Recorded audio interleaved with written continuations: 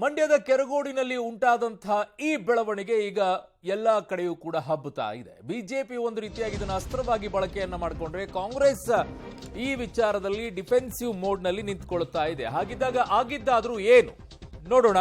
BJP JDS Hindu ಸಂಘಟನೆಗಳ ಪಾದಯಾತ್ರೆ ಈಗ ದೊಡ್ಡದಾಗಿ ನಡೀತಾ ಇದೆ. ಕೆಲವೇ ಕ್ಷಣಗಳಲ್ಲಿ ಮಂಡ್ಯ ಡಿಸಿ ಕಚೇರಿಗೆ ಮುತ್ತಿಗೆಯನ್ನ ಹಾಕಲಿದ್ದಾರೆ. ಕೆಲವೇ ಕ್ಷಣಗಳಲ್ಲಿ ಡಿಸಿ ಕಚೇರಿಗೆ ಮುತ್ತಿಗೆಯನ್ನ ಹಾಕಲಿದ್ದಾರೆ. ಇನ್ನೊಂದು ಸ್ವಲ್ಪ ದೂರದಲ್ಲಿದ್ದಾರೆ. ಬಿಜೆಪಿಯ ಪಾದಯಾತ್ರೆಯನ್ನ ಕುಮಾರಸ್ವಾಮಿ ಅವರು ಕೂಡ ಸೇರಿಕೊಳ್ಳಲಿದ್ದಾರೆ. ಸರ್ಕಾರದಿಂದ ಸಮಾಜ ಒಡೆಯುವ ನೀತಿ ಅನ್ನುವಂತ ಶಬ್ದವನ್ನ ಬಳಕೆ ಮಾಡಿಕೊಂಡಿದ್ದಾರೆ. ಮಂಡ್ಯಕ್ಕೆ ಹೋಗ್ತೀನಿ ಅಂತ ಕುಮಾರಸ್ವಾಮಿ ಅವರು ಆಡಿರುವಂತಹ ಮಾತು. ಮಂಡ್ಯದ ಕೆರಗೋಡುವಿನಲ್ಲಿ ಹನುಮಧ್ವಜ ಪುನರ್ ಸ್ಥಾಪನೆಗೆ ಈಗ ಆಗ್ರಹವನ್ನ ಮಾಡಿಕೊಂಡು ನಡೀತಾ ಇರುವಂತಹ ಈ ಪಾದಯಾತ್ರೆಯನ್ನ ನೋಡ್ತಾ ಇದ್ದೀರಾ. ಇದು ಕೆಲವೇ ಕ್ಷಣಗಳಲ್ಲಿ ಮಂಡ್ಯ ಡಿಸಿ ಕಚೇರಿಗೆ ತಲುಪುತ್ತೆ. ಅಲ್ಲಿ ಮುತ್ತಿಗೆ ಹಾಕೋಕ್ಕೂ ಮುಂದಾಗ್ತಾ ಇದ್ದಾರೆ. ಬಿಜೆಪಿ ಹಾಗೂ ಜೆಡಿಎಸ್ನ ಕಾರ್ಯಕರ್ತರು ಇದರಲ್ಲಿದ್ದಾರೆ. ಹಲವು ಸಂಘಟನೆಗಳು ಕೂಡ ಇದರಲ್ಲಿ ಭಾಗಿಯಾಗಿವೆ. ಜೊತೆಗೆ ಕುಮಾರಸ್ವಾಮಿ ಅವರು ಕೂಡ ಮಾತನಾಡಿದ್ದಾರೆ. ಅವರು ಹೇಳಿದ್ದಾರೆ, ಇದು ಸಮಾಜ ಒಡೆಯುವಂತ ಕೆಲಸವನ್ನ ಸರ್ಕಾರ ಮಾಡ್ತಾ ಇದೆ ಅನ್ನುವಂತ ಆರೋಪವನ್ನ ಮಾಡಿದ್ದಾರೆ. ಮಂಡ್ಯಗೆ ಹೋಗ್ತೀನಿ, ಅಲ್ಲಿಂದನೇ ಮಾತನಾಡ್ತೀನಿ ಅನ್ನುವಂತ ಮಾತನ್ನ ಮಾಜಿ ಮುಖ್ಯಮಂತ್ರಿ ಕುಮಾರಸ್ವಾಮಿ ಅವರು ಆಡಿರೋದು.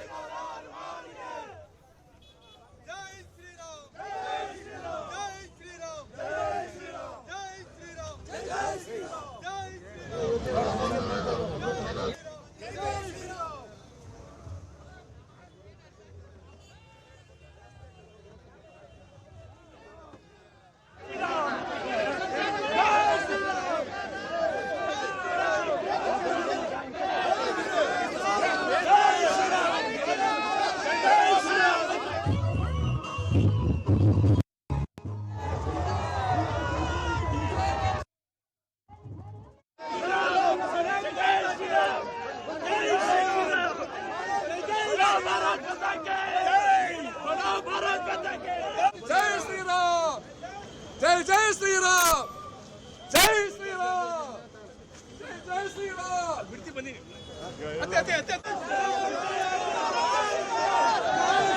जय श्री राम, जय श्री राम, जय श्री राम. ಇದು ಪರವಾದ ವಿರೋಧಿ ನೀತಿ ಅಲ್ಲ.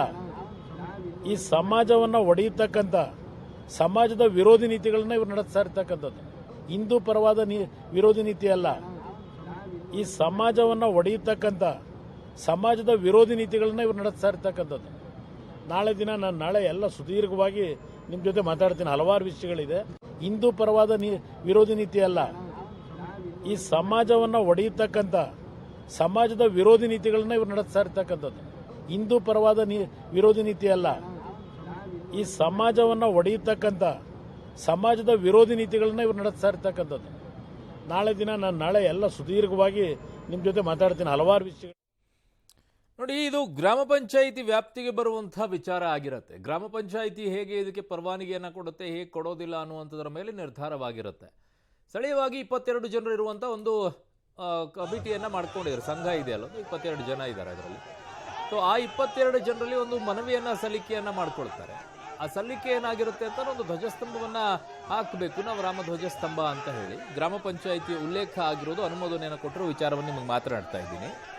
ಅದರಲ್ಲಿ ಹೇಳುತ್ತಾರೆ ಅದಕ್ಕೆ ಅನುಮೋದನೆ ಕೊಡ್ತೀವಿ ಅಂತ ಹೇಳಿ ಅದರಲ್ಲಿ ಕೊಡುತ್ತಾರೆ. ಇದು ಸಮಸ್ಯೆ ಆಗಿರೋದು ಅಲ್ಲೇ ಗ್ರಾಮ ಪಂಚಾಯಿತಿ ಲೆವೆಲ್ ಅಲ್ಲಿ ಇದಕ್ಕೆ ಪರವಾನಗಿ ಸಿಗುತ್ತೆ. ಅದಾದ ನಂತರ ಇದಕ್ಕೆ ಜಿಲ್ಲಾಡಳಿತ ವಿರೋಧವನ್ನ ವ್ಯಕ್ತಪಡಿಸುತ್ತೆ. ಅದಾದ ನಂತರ ಹೇಳುತ್ತಾರೆ ಅದಕ್ಕೆ ಇನ್ನೊಂದು ಲೆಟರ್ ಅನ್ನ ಹೊರಡಿಸುತ್ತಾರೆ. ಅಲ್ಲಿ ಬರೀ ರಾಷ್ಟ್ರಧ್ವಜ ಮತ್ತು ಕರ್ನಾಟಕದ ಬಾವುಟವನ್ನು ಮಾತ್ರ ಹಾರಿಸಬೇಕು ಅನ್ನೋದಕ್ಕೆ ಪರವಾನಗಿ ಅಂತ ಹೇಳಿ ಇನ್ನೊಂದು ಕಡೆಗೆ ಹೊರಡಿಸ್ತಾರೆ. ಬಟ್ ಗ್ರಾಮ ಪಂಚಾಯತಿ ತೆಗೆದುಕೊಂಡಂತ ನಿರ್ಣಯಗಳದ್ದು ಒಂದು ಸಾಲಿದೆ, ಅದರಲ್ಲಿ ಉಲ್ಲೇಖ ಕೂಡ ಬರುತ್ತೆ, ಸ್ಪಷ್ಟವಾಗಿ ಹೇಳ್ತಾರೆ ಅದರಲ್ಲಿ.